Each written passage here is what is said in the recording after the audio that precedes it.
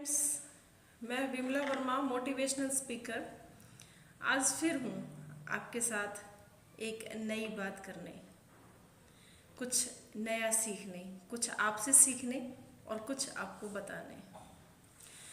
दोस्तों, जब भी हम सीखने सिखाने की बात करते हैं तो हमारे माइंड में एक आकार बन जाता है, वो होता है टीचर का, कि टीचर कैसा होना चाहिए। स्पेशली जब हम बात करें छोटे बच्चों की, यानी केजी के बच्चे जो होते हैं उनकी बात करें तो, क्योंकि सबसे ज़्यादा टेंशन हमें उनकी रहती है कि हमारे बच्चे नए स्कूल में जा रहे हैं, उसका टीचर कैसा हो, कैसा पढ़ाएगा, कैसे ख्याल रखेगा। जो बातें आपके दिमाग में होती हैं, इतनी ही बातें टीचर के दिमाग में भी होती हैं कि वो बच्चों को हैंडल कैसे करेगा।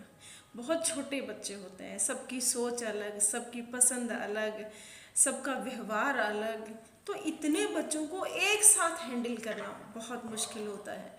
घर में एक या दो बच्चे होते हैं तो पूरा घर उठा कर रखते हैं, लेकिन सोचिए अगर एक क्लास में 25 से 30 या 40 बच्चे हों तो फिर टीचर का क्या होगा। ये समस्या आती है, ये प्रॉब्लम है। तो आज हम इसी पर बात करेंगे कि अच्छे मदर टीचर कैसे बने। तो दोस्तों, सबसे पहले ज़रूरी होता है ये जानना कि टीचर में और मदर टीचर में क्या डिफरेंस होता है।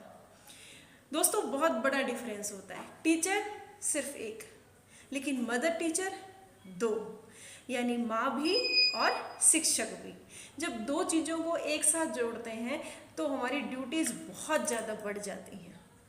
जैसे आज हम बात कर रहे हैं कि मदर टीचर बनने के लिए हमें क्या क्या चीज़ें अपनानी चाहिए, कौन कौन से मेथड यूज़ करने चाहिए। तो दोस्तों, पूरी वीडियो देखें और अंत तक आप इसको देखें। जितनी भी समस्याएं हैं वो हमें आप कमेंट बॉक्स में डालें तो उनका भी हम हल निकालेंगे।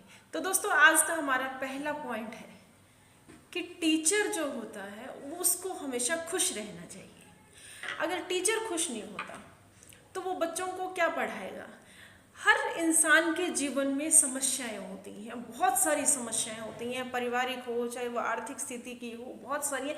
लेकिन जितनी भी समस्याएं हैं दोस्तों, आप उनको अपने घर पर छोड़ के जाएं, क्योंकि जब हम स्कूल में लेकर जाते हैं तो वो हमारे चेहरे पर दिखता है और छोटे बच्चे उसको समझते हैं। उनको ये नहीं समझ में आता समस्या क्या है, लेकिन उनको ये समझ में आता है कि टीचर हमसे खुश नहीं है। तो दोस्तों, सबसे पहला आपका खुश होना सबसे ज़्यादा ज़रूरी होता है। अगर आपके चेहरे पर मुस्कुराहट है तो बच्चा खुश रहेगा, वो सोचेगा कि सब कुछ मेरे घर जैसा है, बहुत आसान है, एकदम कंफर्ट रहेगा, अच्छे से पढ़ेगा, हर एक एक्टिविटी में पार्टिसिपेट बहुत अच्छे से करेगा।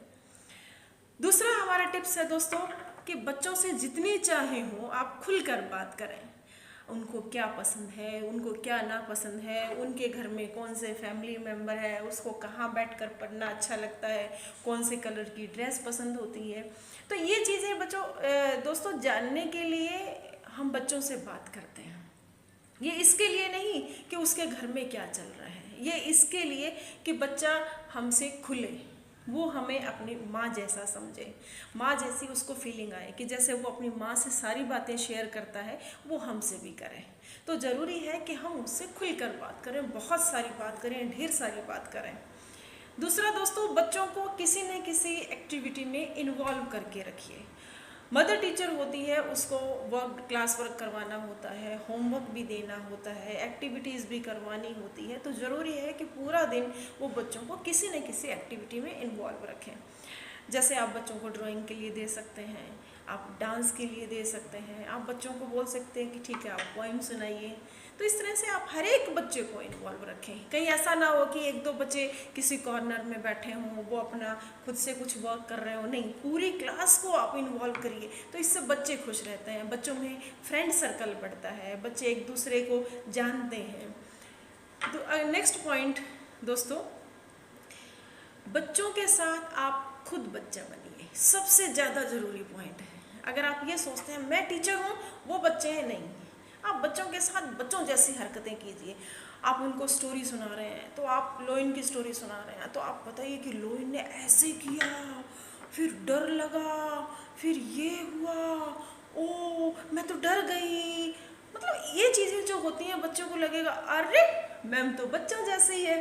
तो बच्चों के साथ बच्चा बनकर रहना पड़ता है। अगर आप उनके साथ खेलते हैं, आप लंच करते हैं, आप उनके साथ डांस करते हैं, तो वो बहुत मज़ा करते हैं। लेकिन कई बार हम क्या होता है कि हम बैठे रहते हैं, बच्चों को बोलते हैं आप डांस कीजिए ना, बच्चे नहीं करेंगे। लेकिन अगर आप उनके साथ इन्वॉल्व होते हैं तो बच्चे आपसे जुड़ते हैं, दिमाग से नहीं दिल से भी आपसे जुड़ते हैं।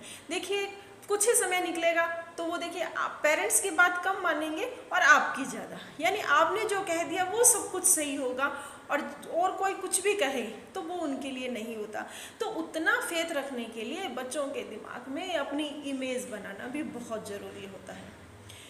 नेक्स्ट है दोस्तों, आप बच्चों को क्लास से भी बाहर लेकर जाइए। आप उन्हें पेड़ पौधों से परिचित करवाइए। आप उनको अगर गार्डन में लेके जाते हैं तो छोटी छोटी बटरफ्लाइज आती हैं, उनको दिखाइए। आप बताइए कि कैसे उड़ती हैं, कैसे मस्त रहती हैं, इतना खुश क्यों रहते हैं। यानी आप पर्यावरण की गोद में बच्चों को लेकर जाएं, उनसे परिचित करवाएं, हर एक चीज़ परिचित करवाएं। लास्ट का सबसे इम्पोर्टेंट पॉइंट दोस्तों, बच्चों को मोरल एजुकेशन दें। हम ये सोचते हैं कि छोटे बच्चों को हम कुछ नहीं बताएं, क्या फ़र्क पड़ता है। नहीं दोस्तों, अगर हमारी नींव मजबूत होती है तो हमारा भविष्य अपने आप उज्जवल होगा। आप बच्चों को बताएं कि घर में अगर गेस्ट आ जाते हैं तो कैसा बिहेवियर रखना चाहिए। अपने घर में दादा दादी हैं, उनके साथ कैसे बात करनी चाहिए, पेरेंट्स से कैसे बात करनी चाहिए, अपने ब्रदर सिस्टर हैं उनसे हम कैसे बात करें। तो सारी चीज़ें जो होती हैं वो मॉरल एजुकेशन में आती हैं। अपना खड़े होने का, बैठने का, उठने का, बैठने का, पढ़ने का, ये सारे तरीके जो हैं आप उसको सिखाएं, बहुत ज़रूरी होता है। तब जाकर उसको लगेगा कि मेरी टीचर सबसे अच्छी टीचर। तो दोस्तों ये छोटी छोटी बातें, लेकिन असर फिर कहूँगी बहुत बड़ा। बहुत सारी बातें करनी है आपसे, तो इसके लिए हमारे चैनल को सब्सक्राइब कीजिए ताकि आपको हमारे वीडियोस तुरंत मिले। सो आज के लिए इतना ही दोस्तों, गुड बाय।